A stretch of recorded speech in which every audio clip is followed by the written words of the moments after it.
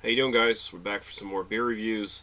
Um, just had like 4 shifts from fucking hell in a row, so I'm just kicking back now. Gonna be on Beer Drinkers United here in the next 45 minutes. Decided to do a quick review before I got on to that sort of stuff tonight. Just sort of trying to relax a little bit.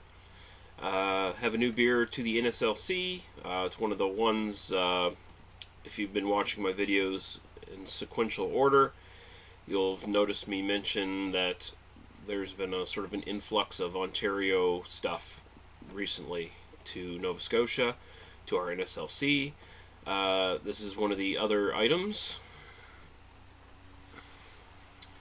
This is Muskoka Brewery, and if you were paying attention previous, I did their winter beard, which I was not all that impressed with. Here's Muskoka Brewery's Mad Tom IPA. This is one of their standard beers. It says now unfiltered. It is 6.4% alcohol by volume. Inspired by late night stories around the fire, this IPA is dry hopped with Chinook and Centennial hops for vibrant aroma, depth of flavor, blah blah blah. Hey, if you see a little haze and sediment, that's a good thing, it says, which it is. Pure unfiltered brewing process. Venture off the beating path. Bracebridge, Ontario, of course, for Muskoka. Handcrafted with no preservatives, it says. Water, malted barley, hops.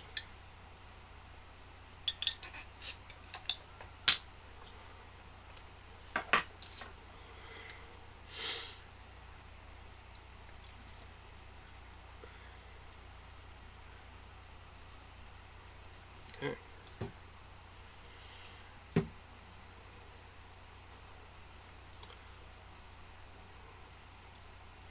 She's definitely a bit hazy. Lots of carbonation coming up from the bottom of the glass. Nice head. It's basically a murky, coppery orange sort of color. Looks very nice. Well, it doesn't look special or anything, but it looks okay. Go right to the aroma.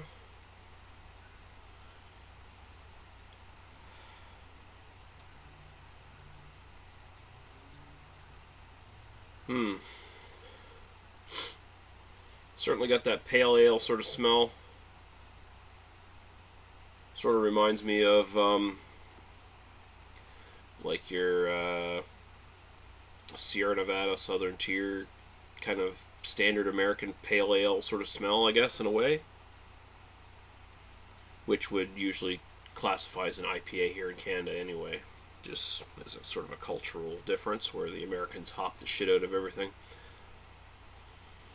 I'm getting a sort of a British caramel malt up front.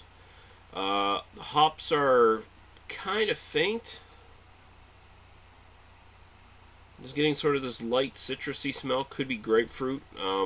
Maybe a little bit of a floral thing going on as well. And they mix very well with the overall malt. There's like neither the malt or the hops are really like spiking out and dominating. They're sort of mixing together very, very well, which is interesting. You usually don't get that in the aroma of these really hop pale ales and IPAs and stuff. So usually you get like either big time maltiness or big time hops. Seems to be the way it mostly goes, but they seem to have gotten a really nice balance going on here. I had the twice as Mad Tom a year ago or so. Didn't think too highly of that one, I don't believe. But we'll see what we think of this one. Cheers, guys. Go right into it.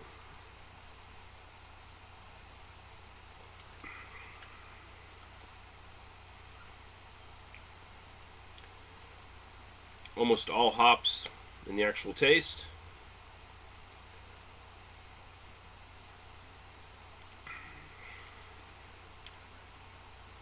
A little bit of maltiness up front, but not a lot.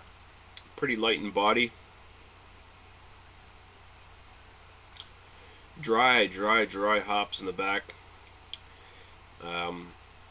Semi grapefruit kind of thing going on, with little sort of floral highlights. Although flavor-wise, the hop's not particularly flavorful. It's just almost pretty much just straight up bitterness with a little bit of malt to balance it out, but it's not balancing it out all that well.